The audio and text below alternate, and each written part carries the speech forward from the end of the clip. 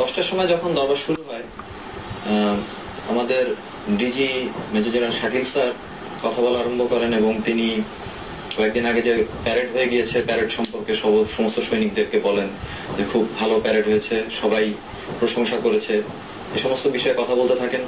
এক পর্যায়ে তিনি বলেন যে আপনাদের অনেকের মনের মধ্যে হয়তো অপারেশন ডাল ভাতের টাকা পয়সা নিয়ে মনের মধ্যে সন্দেহ থাকতে পারে, আমার মনে হয় এটা দূরীভূত করা উচিত। এবং তিনি বলেন যে এই বিষয়ে অলরেডি অডিট করা হয়েছে, সমস্ত কাগজপত্র ঠিক আছে। সেটা বলছিলেন জি জি, উনি নিজে থেকে, মানে দরবার হলে অ্যাকচুয়ালি নিয়ম হচ্ছে যিনি প্রধান থাকেন তিনি কথা বলেন, পরবর্তীতে দরবার শেষ হলে সৈনিকদের যদি কোনো প্রবলেম থাকে, তাদের কোনো যদি বলার কোনো কিছু থাকে, তাদের কোনো সমস্যা থাকে, সেগুলা তাদেরকে জিজ্ঞাসা করা হয় যে আপনাদের কোন পক্ষ থেকে কোনো পয়েন্ট আছে কিনা, তো এরকম করে জিজ্ঞেস করা হয়। এক পর্যায়ে যখন উনি অপারেশন ডাল ভাতের কথা বলছিলেন, এ সময় পিছনের যে গ্রিন রুম আছে, গ্রিন রুম থেকে আমি যেহেতু একটু দূরে বসেছিলাম, আমি যতদূর মনে পড়ে যে 3 জনের মতো সৈনিককে আমি দেখেছিলাম, কারো কারো ভাষ্য মতো 1 সৈনিক এসেছিল, আমি একটু পিছনে ছিলাম দেখে অতটা স্পষ্ট বলতে পারি না, বাট 3 জনের মেজর র্যাঙ্কের অফিসার, তাদের ওই দরবারে বসার জায়গাটা কি কয়েকটা সারি পড়ে থাকে? সারিটা একটু বলা যাবে? আসলে 3টা সারি ছিল, 3টা সারিতেই অফিসাররা বসেছিলেন, 3টা চেয়ারের সারি ছিল, একদম আমি পিছনের সারিতে বসেছিলাম। পুরো বসার ব্যবস্থাটা কি চেয়ারের মধ্যেই করা হয় মনে হয়? না, সৈনিকদের বসার ব্যবস্থা করা হয় সামনে, নিচে সামনে, দুই পাশে অফিসার এবং জেসিওরা বসেন, পিছনে এনসিওরা বসেন। সব মিলিয়ে এখানে সংখ্যায় কি হাজার? আমার মনে হয় ওখানে আনুমানিক 3000-এর মতো সব মিলিয়ে ছিলেন। যা বলছিলেন আপনি পিছনে? জি জি, আমি একটু পিছনের দিকে ছিলাম, বাম পাশে পিছনের দিকে ছিলাম। তো ওখান থেকে আমি যতটুকু খেয়াল করি, একটা ফার্স্টেই একটা গুলির আওয়াজ পাই। গুলির আওয়াজ পাওয়ার সাথে সাথে আমি একটু আগ বাড়িয়ে দেখি যে ব্যাপারটা কি। দেখলাম যে একজন সৈনিক ডিজিবিডিআর এর দিকে তাক করে, একটা এসএমজি তাক করে রেখেছে, এবং আমার মনে হলো যে সে মনে হয় ফায়ার করতে ভয় পাচ্ছিল। এই সময় তা ডিজিবিডিআর এর পাশে বসে থাকা একজন অফিসার বা আশেপাশে থেকে কেউ একজন তাকে ধাক্কা দিয়ে ফেলে দেয়, ডিজিবিডিআর কে ফেলে দেয়, যাতে তার গায়ে গুলিটা না লাগে। তো ওই সৈনিক থেকে শুরু করে এই যে বিডিআর এর যে মহাপরিচালক ছিলেন মেজর জেনারেল শাকিল, তার ডিস্টেন্সটা কত দূর, এটা কি বলা যাবে একটু? মানে পাশাপাশি ডিজিবিডিআর যেখানে বসেছিলেন তার দুই পাশে অন্যান্য সেক্টর কমান্ডাররা এবং বিভিন্ন উইং এর অফিসাররা, বিভিন্ন ডাইরেক্টরেটের অফিসাররা বসেছিলেন এখানে, যেমন ডাইরেক্টর অফ ট্রেনিং বসেছিলেন, আরো অন্যান্য অফিসার বসেছিলেন। তো যখন এরকম ডিজিবিডিআর কে লক্ষ্য করে এরকম গুলি করতে যায়, তখন ডিজিবিডিআর কে ফেলে দেওয়া হয়, উনি আহত হন। ফেলে দেওয়ার ফলে আমি পরে খেয়াল করছি উনি অনেকক্ষণ পড়েও ছিলেন। ওই সৈনিকটা ফায়ার ঘটনার আকস্মিকতা উনি বুঝতেই পারেন। জি জি, উনি হঠাৎ করে হতবিহ্বল হয়ে পড়েন যে এটা কিভাবে হলো, এটা তো উনি কল্পনাও করেননি। তো ওই সৈনিকটা তখন ফায়ার করতে না পারার কারণে তখন সে দৌড়িয়ে পালিয়ে যাওয়ার চেষ্টা করে। পিছন থেকে মেজর খালিদ খুব সম্ভবত তিনি বলতে থাকেন ধর ধর ধর ধর করতে থাকেন, ওই সৈনিকটাকে ধরার জন্য বলেন। তো ফার্স্টে যখন ফার্স্ট রাউন্ড গুলি একটা ব্ল্যাঙ্ক রাউন্ড ফায়ার করা হয়, ওই যে দৌড়াচ্ছে সেই ফার্স্ট রাউন্ড গুলি করলো? উনি ফার্স্ট রাউন্ড ফায়ার করেছিলেন। যখন এটা ফায়ার করা হয় তখনই কিন্তু বিডিআর দরবারে একটা উশৃঙ্খল পরিবেশ তৈরি হয়, সবাই ভয় পেয়ে যায় এবং সৈনিকরা, জেসিওরা, এনসিওরা সবাই দৌড়াদৌড়ি শুরু করে। এর মধ্যেই কিন্তু আমি জিনিসটা অবলম্বন করার চেষ্টা করছি এবং আমি বিডিআর দরবার, মানে সে যখন দৌড়ে বেরিয়ে যাচ্ছে ওখান থেকে দরবার হল থেকে, তার পিছে পিছে কি অনেকেই চলে যাচ্ছে আর বেরিয়ে আস্তে আস্তে? হ্যাঁ, তার সাথেই সমস্ত সৈনিক, জেসিও, এনসিও, অন্যরা সবাই বের হয়ে যায় সাথে সাথে বের হয়ে যায়। আমরা কিছু অফিসটা পন্ড হয়ে গেল, দরবারটা প্রায় পন্ড হয়ে যায়। তখন ডিজিবিডিআর মেজর শাকিল স্যার এবং অন্যান্য সিনিয়র অফিসাররা বলতে থাকেন যে তোমরা তোমাদের সৈনিকদেরকে আসতে বলো, ভিতরে আসতে বলো, এটা একটা বিচ্ছিন্ন ঘটনা, সবাই বসো, আমরা আবার দরবারটা শুরু করবো, এটা একটা বিচ্ছিন্ন ঘটনা। এভাবে উনি সবাইকে আহ্বান করতে থাকেন। তো খালি মুখে বলছিলেন না, মাইকে বলছিলেন, উনি মাইকে বলছিলেন এটা।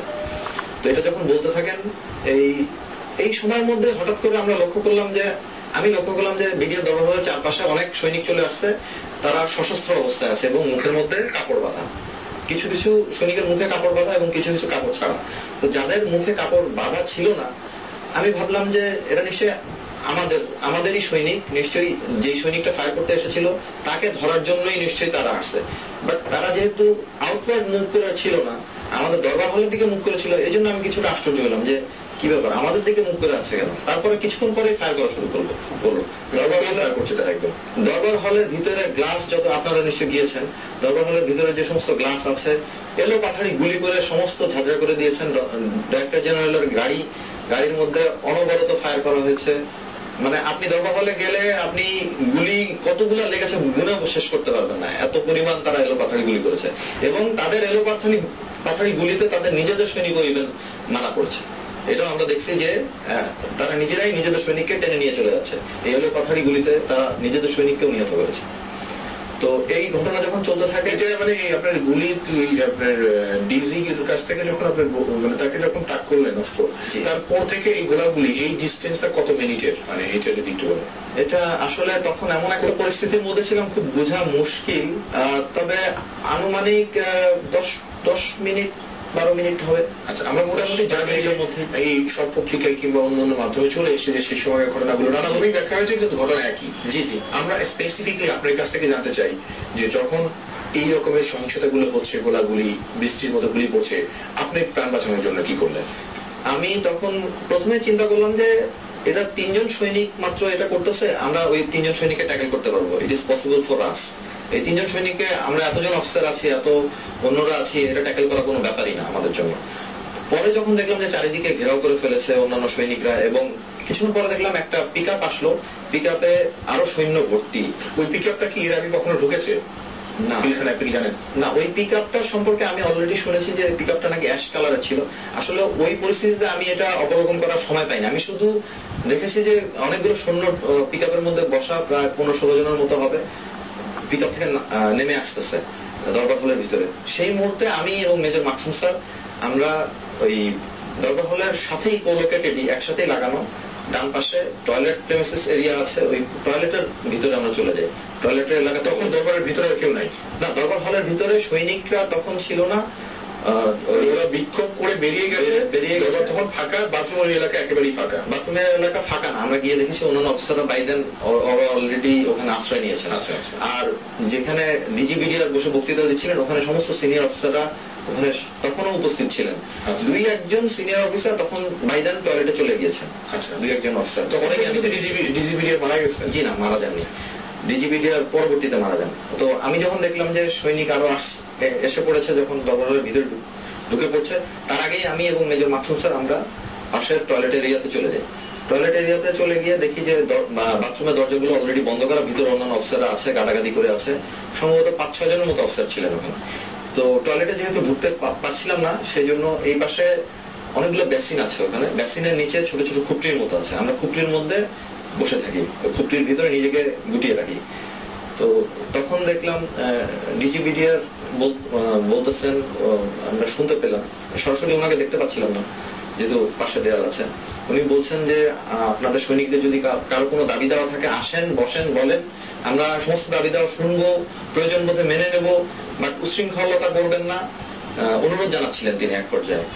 তো এই সময় যখন ওই পিকআপ থেকে সৈনিকরা নেমে এসে একটা লাইনে দাঁড়িয়ে থাকে, আমি ওই বাথরুমের কোণা থেকে আমি লক্ষ্য করতে পারি, এটা মানে উকি মেরে মেরে নিজের জীবনে তো বাঁচাতে হবে, আমি উকি মেরে এটা লক্ষ্য করতে থাকি। এবং আমি দেখি যে মানে অ্যাসল্ট লাইনে প্রায় 7-8 জন সৈনিক, মুখে কাপড় বাঁধা, তারা অস্ত্র উঁচিয়ে অকথ্য ভাষায় গালিগালাজ করতে থাকে এবং বলতে থাকে আগে কেন এগুলো মেনে নেওয়া হয়নি।